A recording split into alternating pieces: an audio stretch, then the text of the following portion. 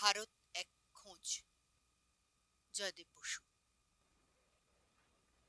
বিশেষ কারণে এত বছর পর আমি অযোধ্যায় এলাম।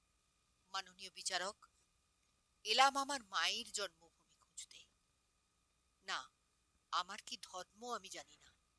জানি না আমার বাবা কে। আমার মাও জানতো না এসব। আমার মা মুন্নাবাই জন্মেছিল এখানেই এক ঝোপড়ায়। কোন পুরুষের ঔরসে তার জন্ম তার ঠাহর করে বলতে পারেনি আমার দাদিও। সেক্ষেত্রে জাতপাতের কথা তো ওঠেই না। মা শুধু জানতো কে তার মা। মাননীয় বিচারক, একে মাতৃতান্ত্রিক পরিবার বলা যায় কিনা ভেবে দেখবেন।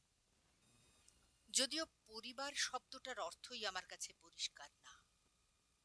বরং শুনুন, বালক বয়সে বিনা টিকিটে ট্রেনে চড়ে বসার আগে কি আমি দেখেছিলাম। ভালো মনে নেই আমার, তবু সেই জলহীন আলোহীন পয়ঃপ্রণালীহীন খুবচি ঝোপড়া, ভিখিরি জোচ্চুর দাগি মাতাল, আর কোনো কোনো মধ্যরাতে আচমকা হুইসল। ঘরে ঢুকে পড়তো পেট মোটা উন্মত্ত থানেদার, মুখে মদের গন্ধ, পান খাওয়া কুৎসিত হাসি। মা আমাকে ঠেলে বার করে দিত।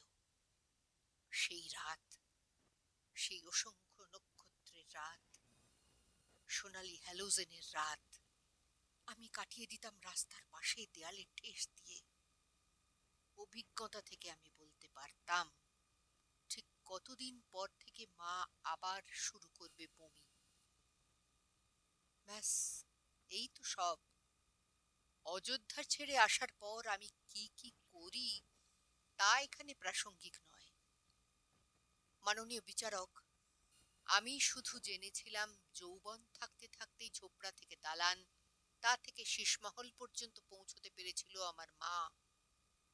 তারপর জীবনের লাথ খেতে খেতে সেই ঝোপড়ায় ফিরেই সে মরে। চোখ ঝাপসা হয়ে ওঠার জন্য মাফ করবেন, কিন্তু এত বছর পর মায়ের জন্মভূমি খুঁজতে এসে কি আমি দেখলাম। কেউ বলছে এখানে জন্মেছিলেন তাদের এক পৌরাণিক রাজা। কেউ বলছে এখানে এসেছিলেন মধ্যপ্রাচ্য থেকে তাড়া খাওয়া এক বাদশাহ। আমি জানি না পৌরাণিক কোনো চরিত্রের পক্ষে জন্ম নেওয়া আদৌ সম্ভব কিনা। আমি জানি না অতদিন আগে আসা কোনো সেনানীর পদছাপ এখানে নিশ্চিত কিনা। কিন্তু আমি জানি আমার মা এখানে জন্মেছিল, এখানেই। কেননা আমিও যে জন্মেছি এখানে। আমার এন্তেকালের ভয় নেই, আখেরাতের লোভ নেই।